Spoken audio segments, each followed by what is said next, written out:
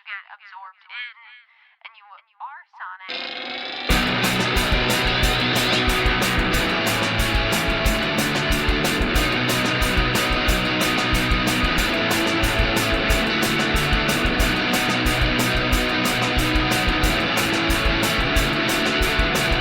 What's up, everybody? I'm Taylor Olmstead, and I want to welcome you to No Repeat, a podcast where we pick 3 songs every week with no repeats and no do-overs to create a perfect playlist for every occasion life throws at you. Joining me are my co-hosts, Tyler Reed. I've started off my 28th year of life by falling asleep with all my clothes on, not brushing my teeth, and forgetting to set any alarm. So, you know I'm living my best life. It's no surprise to me, you are your own worst enemy. And Sean Evans is here. He didn't mean to call you that.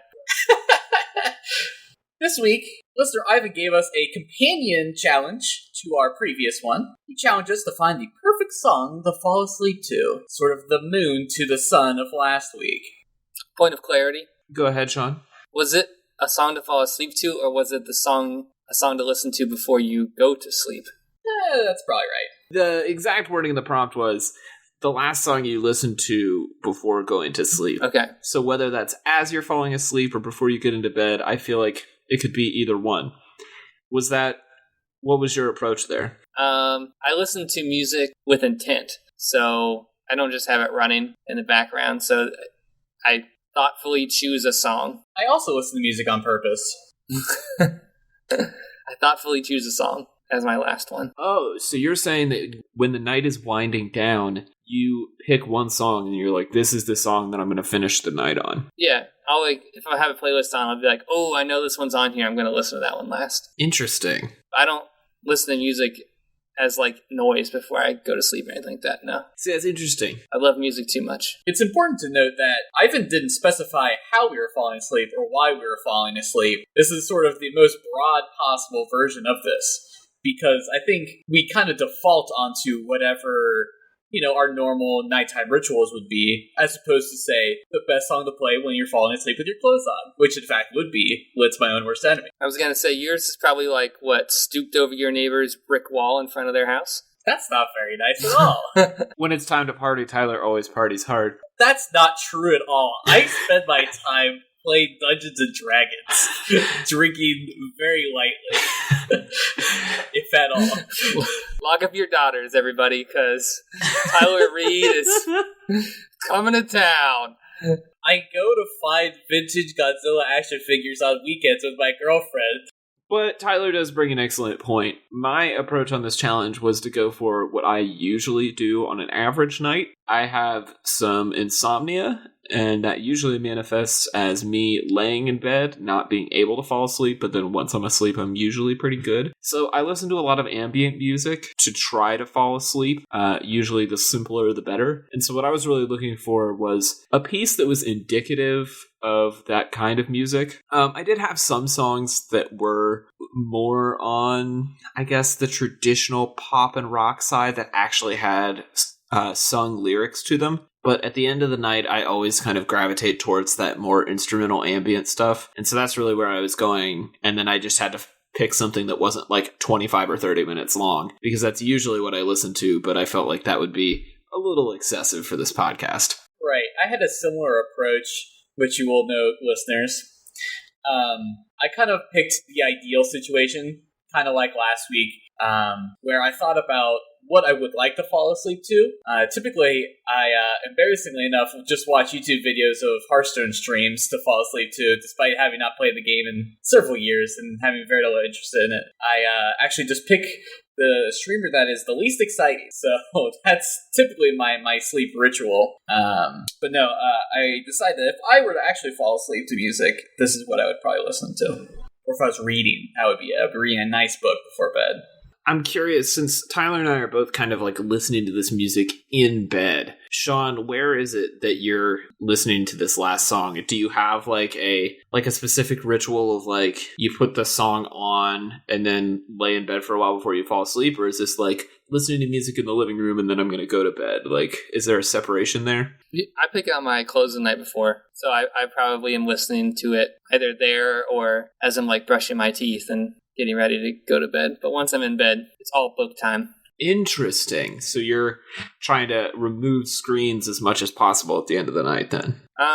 We don't have like hard and fast rules like that, but I've never had a screen in my room, so we don't have screens in our room. What an actually good idea that is. Now, I do have my phone on my nightstand next to me because I use it for an alarm clock, but I don't, it's just there. Well, because you're a 21st century man.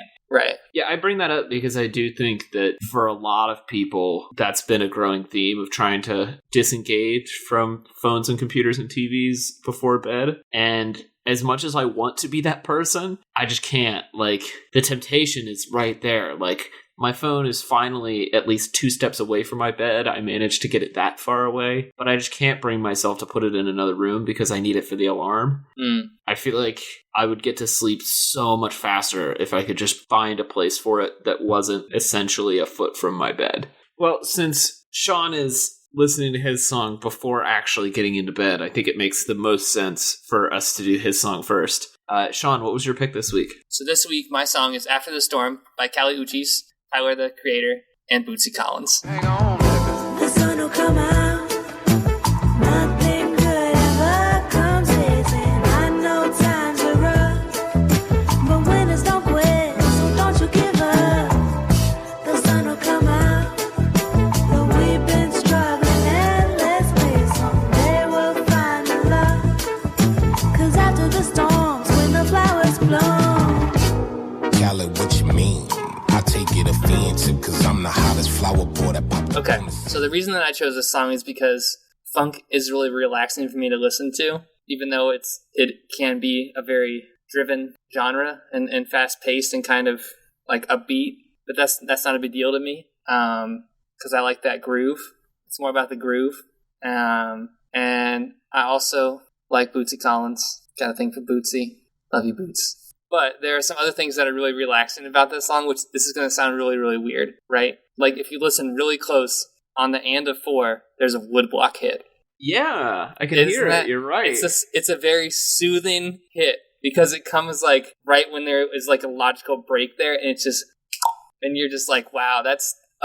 it's so good. Like, it just completes the song, and her voice is nice and jazzy, and even, like, Tyler's lyric has this nice jazzy feel to it, so you can kind of like move around and like kind of dance a little, get yourself relaxed to get into bed, because sometimes I think that's, if your job is stressful and you're so like clenched up, it's hard to like lay down and then get into this place where you have to become calm, and funk really helps me do this. It helps me get to the place of, okay, now I'm ready to go to sleep.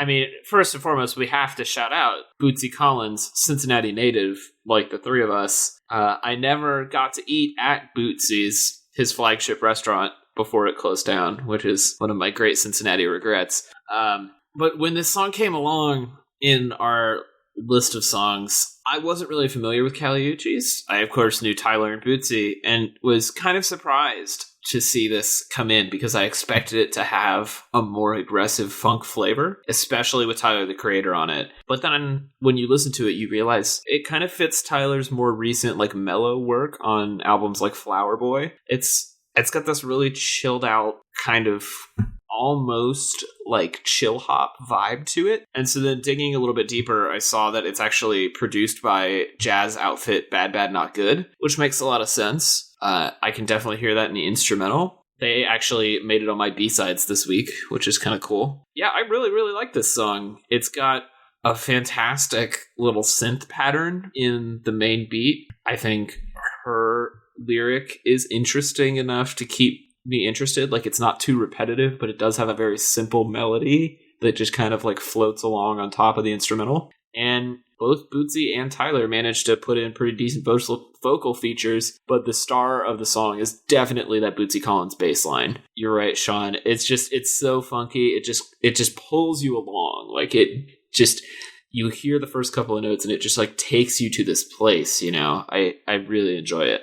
But no, to Taylor's point, as a casual Tyler, the Creator listener, this definitely seems a little bit more approachable than his other works that I have heard, which I would say that I haven't really heard any of his stuff for a pretty long time. Like, his very first stuff when he first came out is what I heard, and I was super not into it. But if you said his newer album is a little more mellow, kind of like this, I'd be interested to give it a try. Because I mean, his words are real good. But no, I think watching the music video kind of colors my impression of it, because it's a very, I don't want to say psychedelic, but it has a sort of surreal kind of vibe to it that really kind of takes me out of the sleepy mode. But I bet if I just heard the vocals, I feel like I would have a different impression of the song for sure. Because, I mean, her voice is smooth, everything is really kind of relaxed, very chill, So there's nothing really I guess I would have to say is that this feels almost like bedroom music, if anything. Maybe not necessarily bedtime music. So Tyler, that's what I was almost kind of like what I was thinking of. I'm like, this is a little too smooth. I don't know why Funky gets shot in the mood for going straight to sleep. he didn't say that, but I mean, you got to be relaxed to do a lot of stuff, sir. I don't want to tell you what to do, but Sean's not harshing anybody's vibe. yeah. You can never be too relaxed, is what Sean's saying. Just chill. Just do some shoulder exercises or something. So from the funky and smooth to something a little bit different, Tyler, why don't you tell us about your pick? This week I chose Glider by Tycho.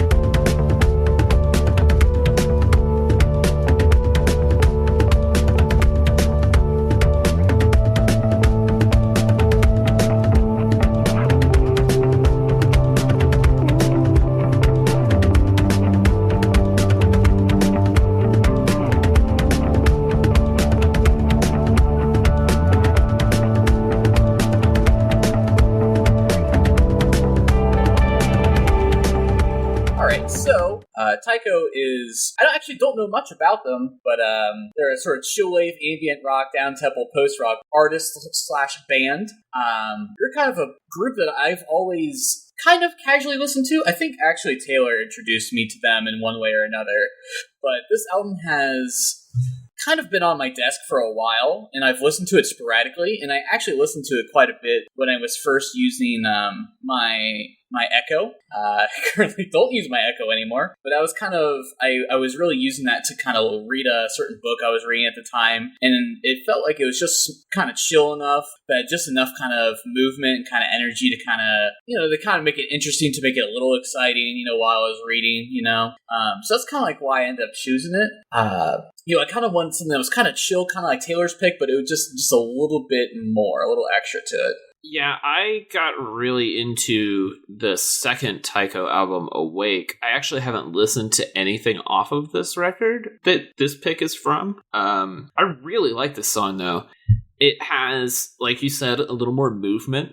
It has a little bit too much drums for me to get into a sleeping place with. I feel like it's got almost too much movement. But I could see for reading or even just for kind of like pensive thought, like this would be the right kind of song, which is how I've always really used Tycho's music, like the context that I've listened to it in. I really, really like the synth textures on this song. They're kind of like dusty and analog, but not quite. Like there's still some sugary like digitalness to it that I like. I don't know. This is a really interesting song. I want to like dive deeper on this. I've only listened to it a couple of times, but there are a lot of layers here that I want to kind of unpack on future listens. So at first when I listened to this, I thought it was almost a very morning-y song because, like Taylor was saying, it does have this really driving drum beat. But then when you get into the back half of the song, it does have these more graceful moments. And the interplay between the reverb of the guitar and the synth with the like unaffected drums or the drum machine is kind of cool because it almost feels like it's a Twilight kind of thing and not so much. I'm okay with it being kind of good for both. That doesn't really bother me too much, but I understand the critique. Because you know what? So really, my B-sides for this episode are really actually just a bunch of different cuts from this album. And I was kind of just flip-flopping between which ones I wanted. And this one, I kind of went with just because it felt like the most earwormy of the bunch. That felt like it would make the best song to put on this playlist. So kind of a little bit of column A, a little bit of column B. You know, I always am thinking about how this will fit onto the list, you know, without kind of sacrificing listenability. No, that's fair. I think if you're introducing someone to Taiko, this is a really good place to start. It is like when you get into this kind of wordless, ambient, often very long style of electronic music, it's good to have songs or pieces that are a little bit shorter and a little bit more accessible. And I think that this definitely fits that role really well. If somebody hears this and wants more, there's a lot more Taiko where this came from, for sure. So then my pick is even more ambient than Tyler's pick. Really just sounds in the form of music almost. This track is called Snowball, and it's by Moby.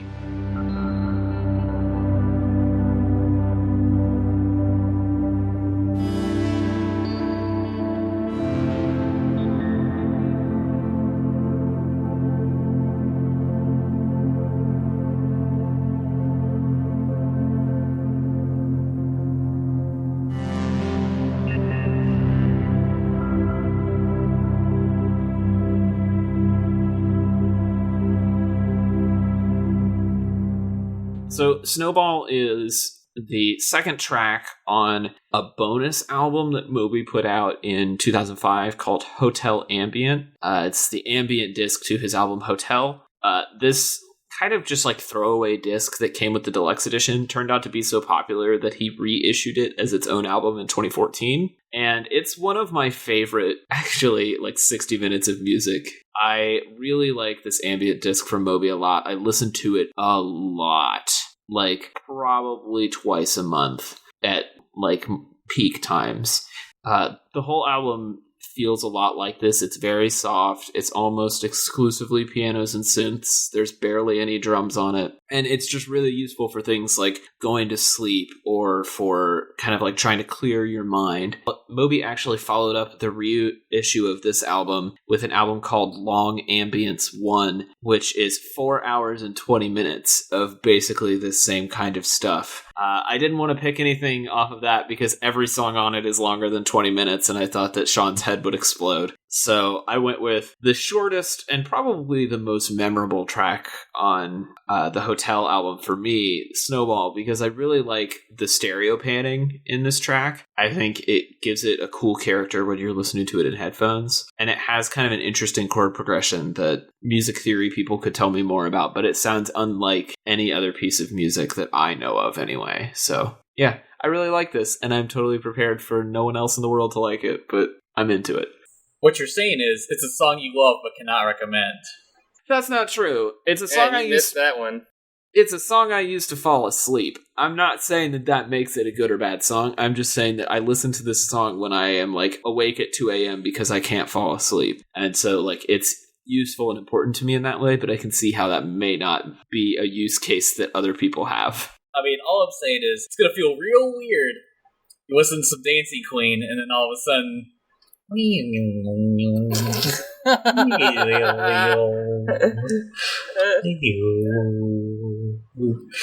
That being said, I feel like this isn't a song that you can really hate, or a song that you can really love.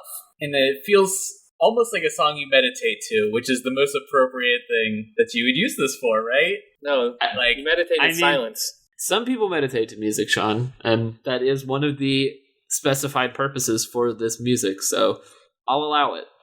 It says in the liner notes that you could meditate to this. I mean, there has to be an audience for this, right? Because it was Taylor's words, so popular, they had to reissue it. It's me. I am the audience. I mean, it might say that I would have listened to this on my car ride, or when I'm singing in the shower, or when I try to get in the bedtime mood.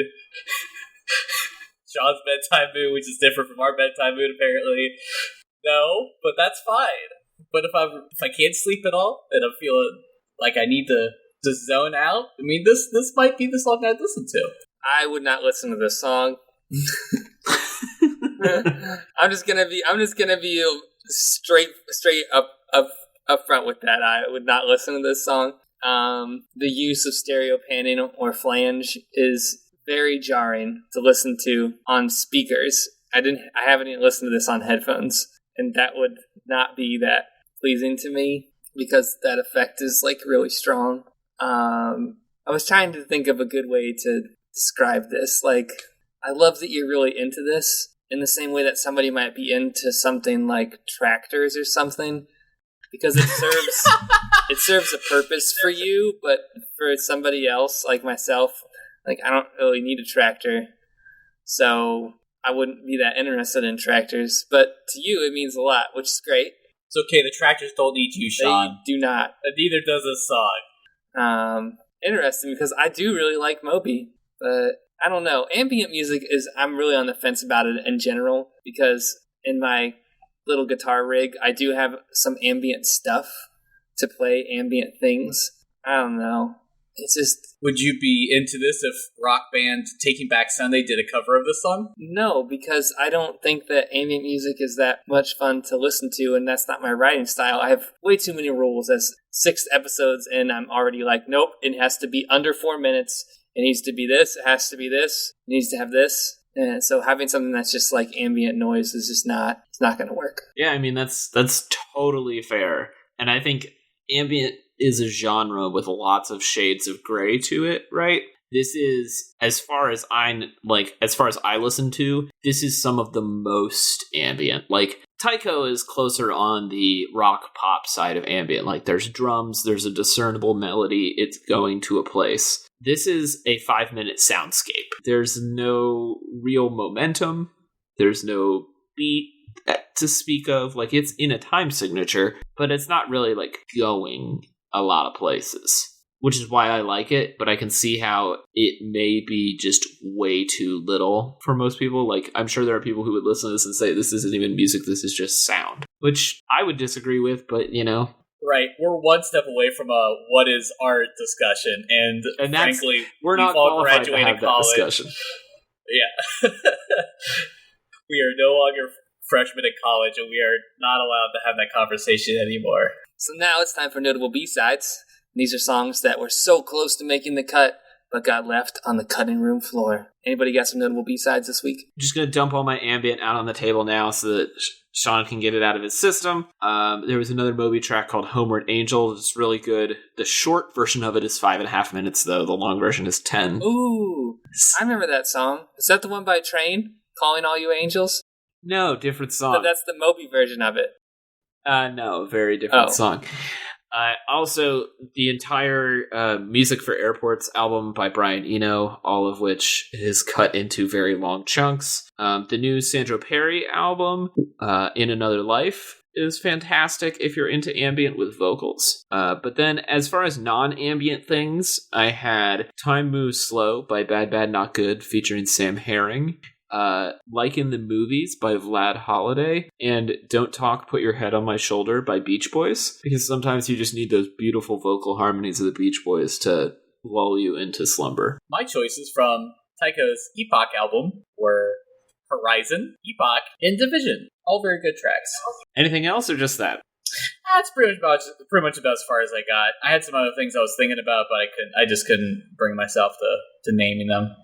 Fair enough. And I think the two that I would have would be Genghis Khan by Mike Snow. Ooh. It's a little too party for my sleepy times. Let's listen. I don't listen to it in the same way that you do. Mine would be like your 8 o'clock song. Okay, that's better. Yours would be like white noise on a plane kind of thing for me. No, I'm just kidding. No judgment. What else you got? And then the other one would be New Person, Same Old Mistakes by Tame Impala. That is a good one. There was a bunch of Tame Impala that I was considering, but couldn't go with. I like his voice on that. Kevin's voice is really soothing. And both of those songs kind of have like a nice little bass thing going on, and that's really kind of what slows everything down for me when I hear a nice bass guitar. Well, Tyler, if people want to listen to Tycho with you, where can they do that? You can find my design and illustration work at rudepets.club, and you can find me on socials as Rude Pets Club on Instagram and Twitter. Sean, if people are ready to get funky with you, where can they do that? Oh, they can find me on Instagram and Twitter at TellySean. And if you feel the need to zone out or meditate or do yoga to some ambient music, I'd be happy to give you some recommendations over on Twitter at TC Olmstead. If you like what we do here at No Repeat, we would love it if you left us a review in your podcast app of choice or told a friend about the show. If you would like to suggest a challenge for a future episode, you can tweet them at us at NoRepeatPod, or you can email us at norepeatpod@gmail.com. Thanks everybody for listening. We'll be back next week with 3 more songs on another episode of No Repeat.